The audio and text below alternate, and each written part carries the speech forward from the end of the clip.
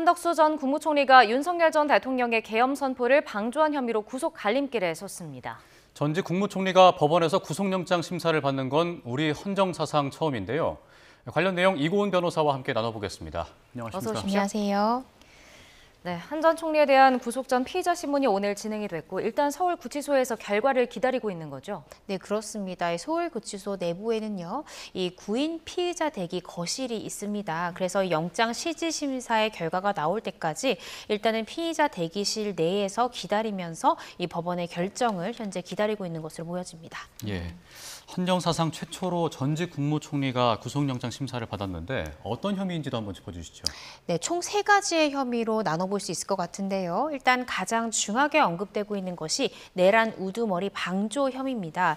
이 지난해 12월 3일에 있었던 비상계엄 선포 직전에 윤 전 대통령에게 국무회의의 심의를 거쳐야 된다라는 등의 절차적 요건을 갖추도록 이렇게 하는 방법으로 윤 전 대통령의 비상계엄 선포를 적극적으로 만료하지 않았다라는 취지로 이 내란의 방조 혐의를 맡고 있고요.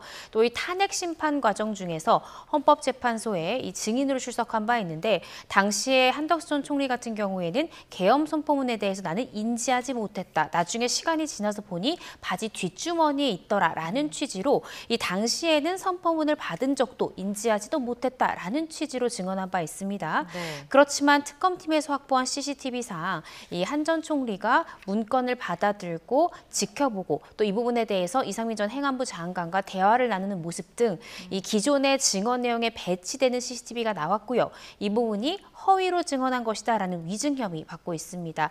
그리고 마지막으로 이 비상계엄 선포문, 최초의 비상계엄 선포문의 이 절차적 흠결을 보완하기 위해서 사후적으로 이 선포문을 작성했는데 당시에 가담을 했고 이후에 이것이 문제가 될 것 같으니 이 폐기 과정에도 관여했다라는 취지의 혐의, 이렇게 총 3가지의 혐의를 받고 있습니다. 네, 일단 한 전 총리가 이제 방조 혐의가 적용이 된 거잖아요. 근데 앞서 김용현 전 국방부 장관이나 이상민 전 행안부 장관 같은 경우는 내란 중요 임무 종사 혐의가 적용됐거든요. 이게 일단은 어떤 차이가 있는 건가요? 일단은 내란의 중요 임무 종사자가 되려면 그러니까 우두머리와 공동정범, 공범관계로 인정이 돼야 됩니다. 이 공범관계, 공동정범이 인정이 되려면 일종의 자신의 역할을 실행을 했었어야 되는데요. 네. 이상민 전 행안부 장관 같은 경우에는 윤 전 대통령과 이 언론사 단전 단수지시라는 자신의 역할을 수행한 바 있습니다. 따라서 이 부분에 대해서 특검은 언론사 단전 단수 지시라는 본인의 역할을 했기 때문에 중요 임무 종사 혐의를 이상민 전 행안부 장관에겐 적용한 것이고요. 네. 반면 한덕수 전 총리 같은 경우에는 사실 실질적으로 어떠한 역할을 담당해서 어떠한 실행행위를 했다라고 볼 만한 행위 없습니다. 따라서 특검에서는 한덕수 전 총리가 국정운영의 2인자로서 조금 더 윤 전 대통령의 비상계엄 선포를 철저히 만료했었어야 되는데 만료하지 않았고 오히려 이 절차적인 흠결을 보완하기 위해서 국무회의 심의를 거쳐야 된다라는 점을 윤 전 대통령에게 알려서 조금 더 완벽한 비상계엄 선포가 될 수 있도록 기여했던 것이 아니냐, 방조했던 것이 아니냐라는 취지로 보고 있는 것이어서요. 실질적으로 기능적 행위 지배, 그러니까 자신의 역할을 수행했는지 그것이 아니라 단순히 만료하지 못한 것에 그치는 것인지에 따라서 이 죄명이 갈린 것이다라고 보여집니다. 예, 종사와 방조는 실행 여부가 중요하다 이런 말씀 해주셨는데 오늘 실질 심사가 3시간 반 가까이 진행이 됐습니다. 뭐 그렇게 길게 걸리진 않은 거로 보이죠? 네, 그렇습니다. 사실 저는 종전에는 한 5시간 이상 걸리지 않을까라는 생각을 했거든요. 그 이유가 오늘 이 영장 실질심사 당일에 특검에서 300페이지가 넘는 의견서를 제출했다라는 것이죠. 그리고 PPT도 160페이지 이상의 PPT를 준비했다라고 해서 저는 이 혐의 소명 부분이랄지 어떤 구속의 필요성 부분에 대해서 양측이 치열하게 공방을 벌일 것이라고 생각이 들었는데 네. 현재로서는 이 한덕수 전 총리가 위증 혐의는 사실관계를 인정을 하고 있습니다. 예. 아마 이 중요 쟁점 중에 한 가지 정도는 인정하고 있기 때문에 서로 공방하는 시간 예상보다는 조금 짧았던 것 같고요. 이 다른 이 내란 관련한 지금 가담자들을 실질적으로 영장 실질심사에 소요됐던 시간보다는 다소 좀 짧게 걸린 것은 맞는 것 같습니다. 네, 말씀하신 대로 특검팀은 좀 300쪽 넘는 의견서도 준비를 했고 160장의 PPT 자료도 제시했는데 어떤 부분을 특히나 좀 강조했을까요? 일단 특검에서는요, 이 내란의 방조 혐의 자체가 소명이 된다. 그리고 소명이 된다라는 전제하에 범죄가 중대하다라는 취지를 강조했을 것으로 보여집니다. 이 내란 방조, 과연 이것이 법리적으로 성립하는가? 이 부분은 사실 법조인들 사이에서도 현재 의견이 갈리고 있는데요. 네. 충분히 논쟁할 수 있고 이 부분이 추후에 기소된다라고 하면 법정에서도 제가 생각하기엔 충분히 다툼의 소지가 있다라고 생각이 듭니다. 그 이유는 이 내란죄는 관련된 조문을 보시면 크게 세 가지의 역할이 있는데요. 우두머리의 역할, 중요 임무 종사 역할, 단순 부안해동의 역할이 있습니다. 방조라는 것은 역할이 없거든요. 그래서 이 세 가지의 역할을 가진 사람들이 공범의 형태를 띠면서 내란죄를 범하는 것이 기본적으로 내란죄의 구성인데 특검에서는 내란의 우두머리가 이 비상계엄 선포를 한다는 것을 만류하지 않았다라는 것을 곧 방조다라고 지금 보고 있는 것이어서 이 부분에 대해서 아마 한 전 총리도 치열하게 영장실질심사 과정 중에 부안해동도 아니라 방조범이라는 것 자체가 이 내란죄에서 인정되기 굉장히 어색한 주장이다라는 취지로 아마 치열하게 공방 벌였을 것 같고요. 반면 특검은 인정된다라고 주장하면서 관련자들의 진술을 상세히 제시했을 가능성이 있습니다. 그리고 국무총리라는 것은 기본적으로 국정 운영에 있어서 2인자이고 대통령을 보좌해야 되는 굉장히 중요한 자리인데 적극적으로 만류하지 않았고 사후 비상계엄 선포문을 폐기하는 부분까지 가담했다는 것은 이 범죄의 중대성도 굉장히 크다라는 취지로 특검도 주장했을 것 같습니다. 예. 방조 혐의 외에도 특검이 이제 구속의 필요성을 주장할 때 네. 증거인멸 우려도 강조를 할 것으로 보이는데 한 전 총리가 진술 일부를 번복한 그 위증 부분에 대해서 좀 쟁점이 될 것 같거든요. 이 부분은 어떻게 보십니까? 네, 그렇습니다. 일단은 혐의가 소명된다라는 전제 하에요. 그 다음 단계로 판사가 보는 것이 바로 구속의 필요성입니다. 구속의 필요성은 크게 두 가지가 있는데요. 이 도망할 우려 또는 증거인멸의 우려가 인정되어야 이 구속영장이 발부될 수 있습니다. 특검에서는 일단 내란 방조 혐의 등이 소명된다라는 주장, 그리고 이어서 증거인멸의 우려가 높다라는 취지의 주장을 이어갔을 가능성이 클 것 같은데요. 말씀 주신 대로 한덕수 전 총리는 어떻게 생각하면 이미 증거인멸 행위를 했다라고도 볼 수 있는 위증 혐의를 현재 받고 있습니다. 특검에서는 이 위증 부분에 대해서 이 헌법재판소에서 이 탄핵 심판 당시에는 계엄 선포문 자체를 인지하지 못했다라고 분명히 여러 차례 진술했음에도 불구하고 특검 측에서 CCTV로 반박하는 자료를 내자 곧바로 진술을 번복했다. 네. 이 점을 들어서 증거인멸의 우려가 굉장히 높다라고 주장했을 가능성이 있고요. 반면 한덕수 전 총리는 그래서 그 부분은 CCTV에 우리가 증거를 보고 혐의를 인정하고 있지 않느냐. 기본적으로 영장이 발부되는 경우는 혐의를 부인하는 것을 전제로 부인하기 때문에 증거를 인멸할 수 있다라는 논리 구성으로 가는데 우리는 그 부분에 대해서 분명히 우리 죄를 인정하고 있다. 따라서 이 부분에 대해서는 증거인멸의 우려가 더 이상 없다라는 취지로 반박했을 것으로 보여집니다. 네, 그럼 지금 말씀하신 내용을 토대로 하면 한 전 총리 측은 죄를 인정하고 있으니 증거인멸의 우려가 없다라는 부분이잖아요. 네. 그럼 영장 발부에 이런 부분이 영향을 미칠 것으로 봐야 할까요? 네, 그렇습니다. 실질적으로 혐의를 계속 부인하던 피의자가 영장 실질 과정에서 혐의를 전면 인정하는 경우에 영장 기각되는 경우들 많이 보셨을 것 같은데요. 한정 총리가 물론 지금 세 가지 혐의를 받고 있지만 그중에 한 가지 혐의만 이 사실관계를 인정하고 있습니다. 그렇지만 그 한 가지 혐의가 증거인멸 우려를 판단할 수 있는 굉장히 중요한 쟁점이거든요. 네. 그래서 이 부분에 대해서 인정을 하고 있기 때문에 이 구속의 필요성 부분을 다소 낮출 수 있는 전략을 취한 것 같습니다.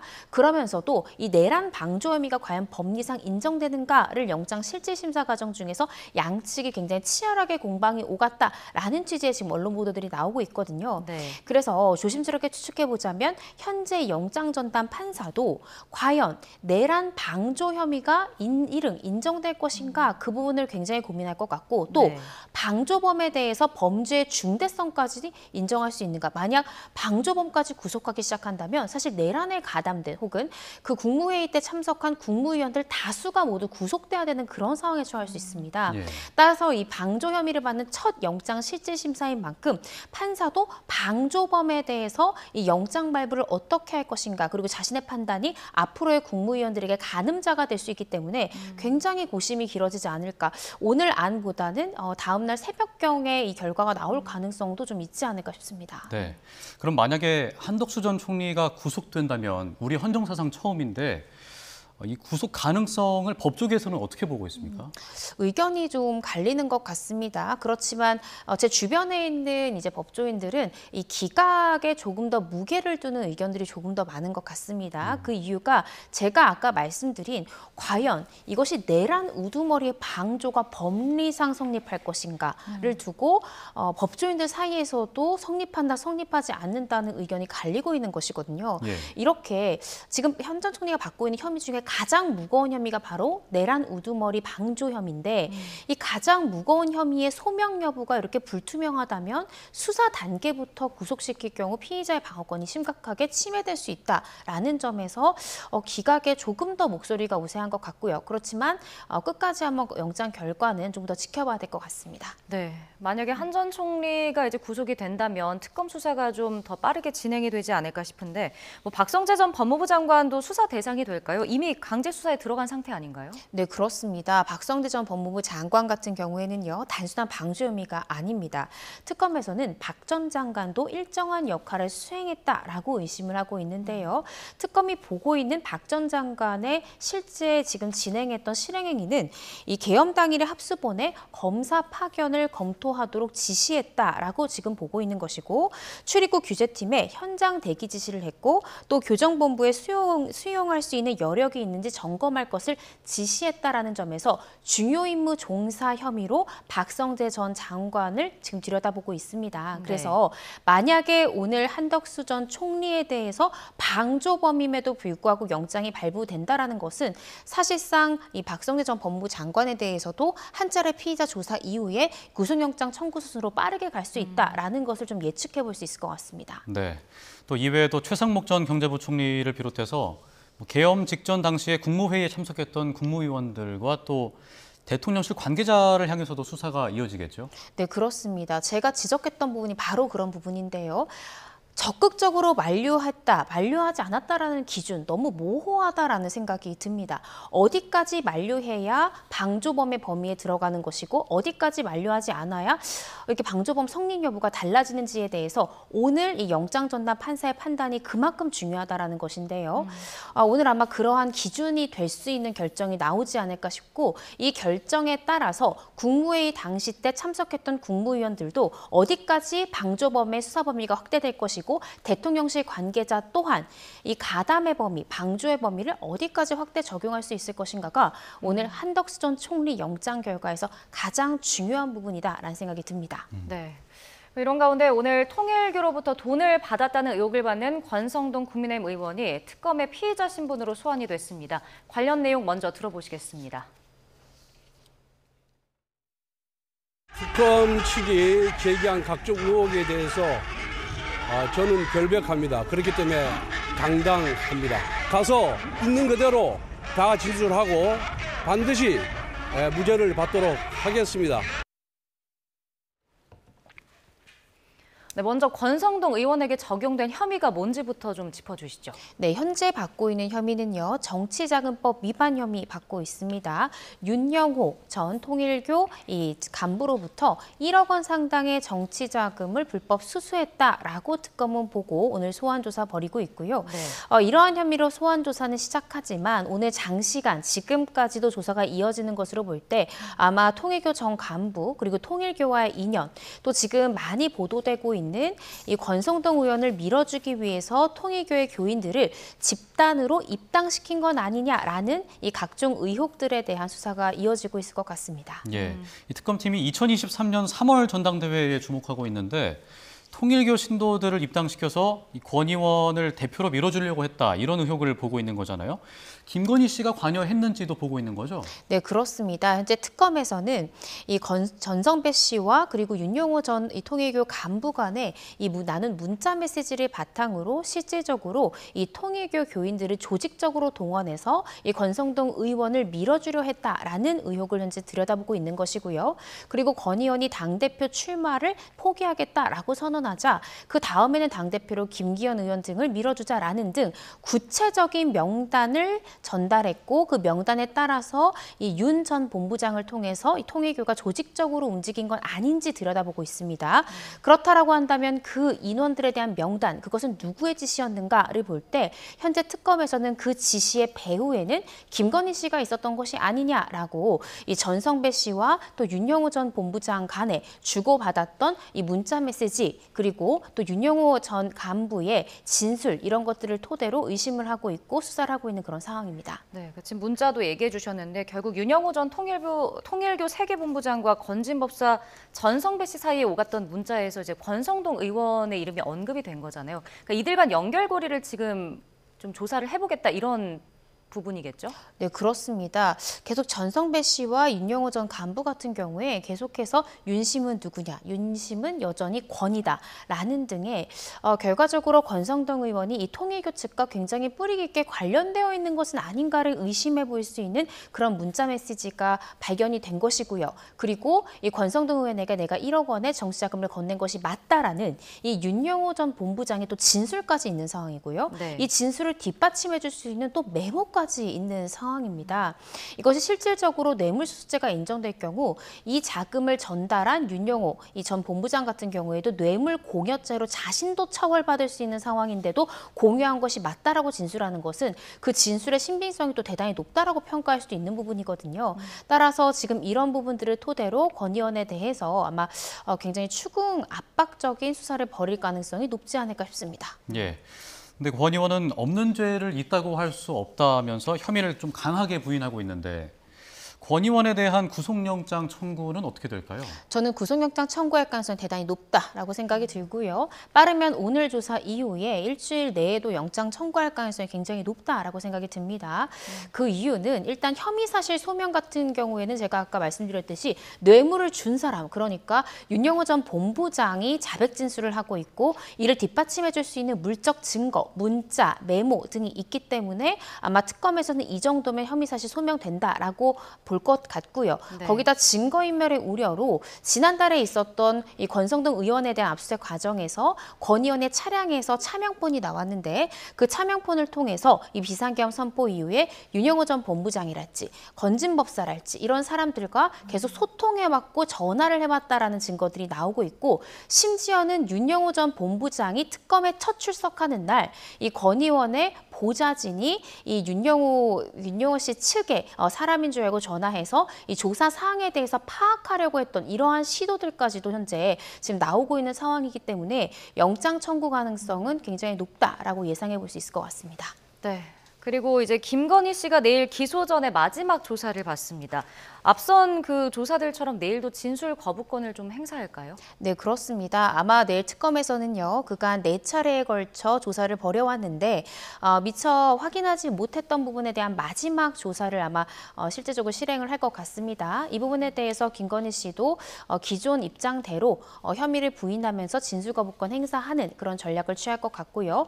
29일에 구속 기소하겠다라고 밝힌 만큼 구속 기소된 이후에는 이 김건희 씨도 자신의 변호인을 통해서 증거 기록을 열람 복사해 볼 수 있습니다. 그래서 이것들을 토대로 혐의 중에 인정할 수밖에 없는 부분들에 대해서는 조금은 진술이 변경될 재판 단계에서 변경될 가능성은 있겠지만 수사 단계인 내일 조사까지는 아마 계속해서 혐의를 부인하고 진술 거부권을 행사하는 그런 전략을 취할 것 같습니다. 예. 특검팀이 김 씨와 함께 윤 전 대통령을 동시에 기소하는 방안을 또 고민 중이라고 하는데 동시 기소 가능성은 어떻게 보십니까? 저는 이런 가능성도 상당히 있다라는 생각이 듭니다. 그 이유는 지금 윤석열 전 대통령 같은 경우에는 김건희 이 특검팀에서 소환을 할 때마다 적극적으로 지금 불응하고 있는 그런 상황이거든요. 어차피 김건희 씨와 윤 전 대통령이 공범 관계라고 하고 윤 전 대통령에 대해서 더 이상 소환이 불능이라고 판단한다면 시간을 끌 이유는 없기 때문에 네. 공범 관계를 함께 기소할 가능성도 높지 않을까 싶습니다. 네, 알겠습니다. 오늘 말씀 여기까지 듣겠습니다. 지금까지 이고은 변호사와 함께했습니다. 고맙습니다. 고맙습니다.